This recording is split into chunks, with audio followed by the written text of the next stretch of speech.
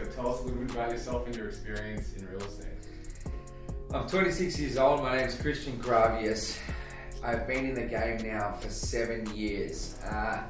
My experience in real estate has been somewhat interesting. I came into an industry where I was kind of forced in it by my father. My father was in the game for 20 or 30 years. I finished school, flunked it, and I had a choice of like 12 subjects that I wanted to go to university, and the last one I received because my test score was that bad, and it was real estate. So I went and did my course, and I jumped into the game as I said, rather forcefully, and going through the motions.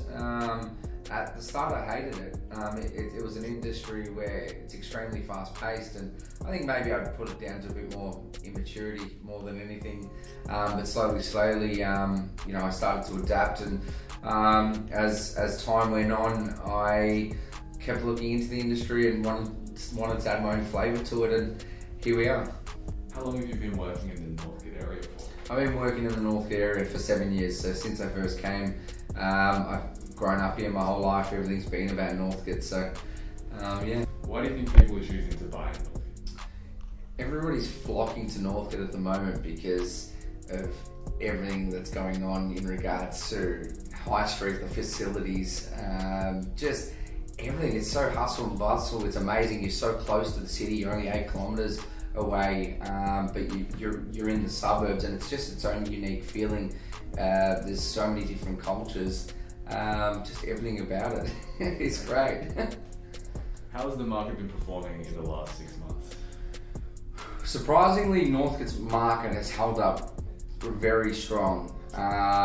Reasons being is the amount of people that are trying to get in, and the amount of people that don't want to sell. The stock levels aren't great. And when there is property, it's hot property regardless of what market we're in. How has the market in Northcote changed since you started in the industry here? Good question. I think it hasn't really changed. It's just gone from strength to strength. Even 7 years ago, it was a suburb that people had. It had woken up. The giant had woken up even 7 years ago, and it's just been getting from strength to strength. Who is typically buying in Northcote? Young families. Generally, I've found a lot of them are coming from Richmond. That's probably my experiences, but inner city, and they want to come out a little bit further to get the parcel of land, but still feel like they're relatively close to the city. What do you think the growth potential of this suburb is long term?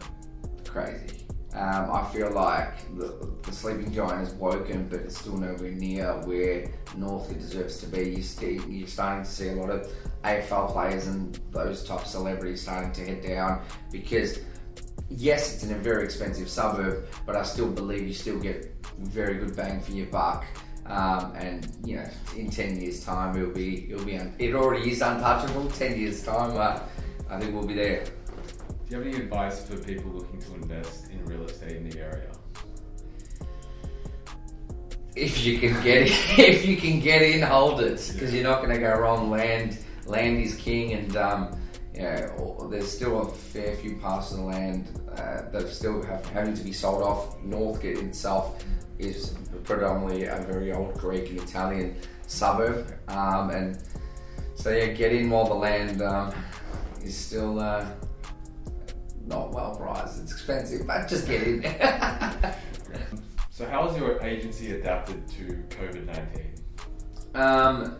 The agency has adapted to COVID-19 by moving everything. Well, we were already on the cloud, but the way we work, we're a paperless office. Everything is moving as quick as possible. That's how we want to transition. The way we market property, we'd already done it pre-COVID, but now it's a massive focus on really outside the box marketing, digital, using all digital platforms to gather as much attention as possible.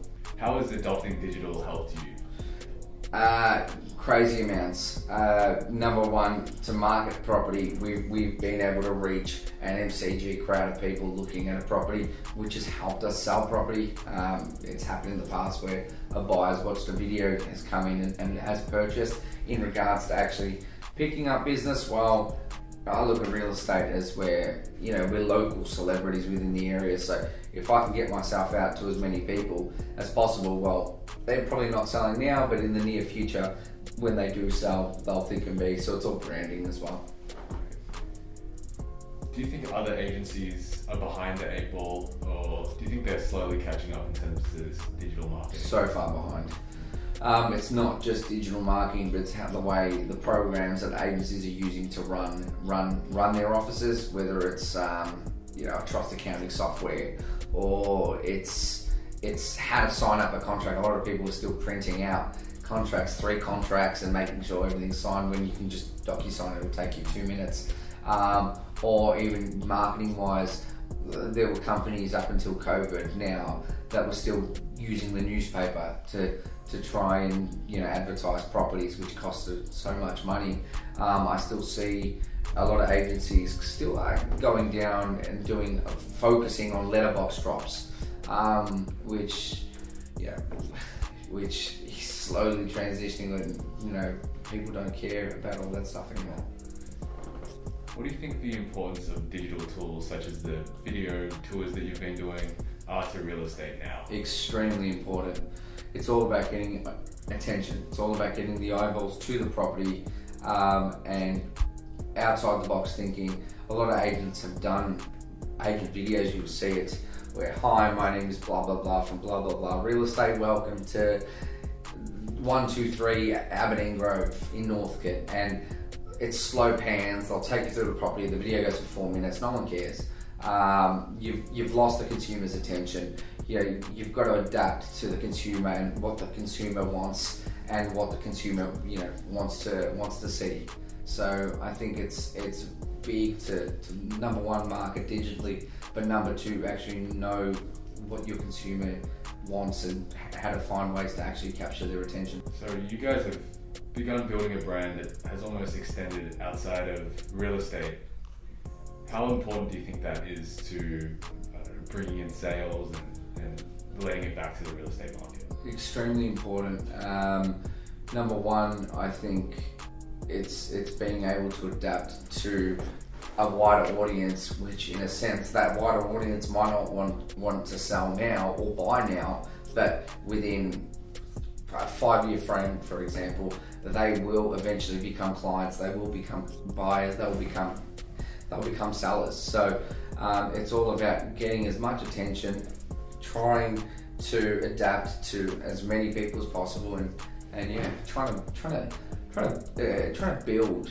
It's like a builder. The best way to put it is trying to build a football team where we can get supporters, and from their supporters buy your merchandise. They'll support you. They'll talk about you, and it's just that flow-on effect, I guess. Right, it's Christian Gravias from Collins Real Estate. Thank you so much for having me on your show. Please follow me on all my social media platforms, Christian Gravias.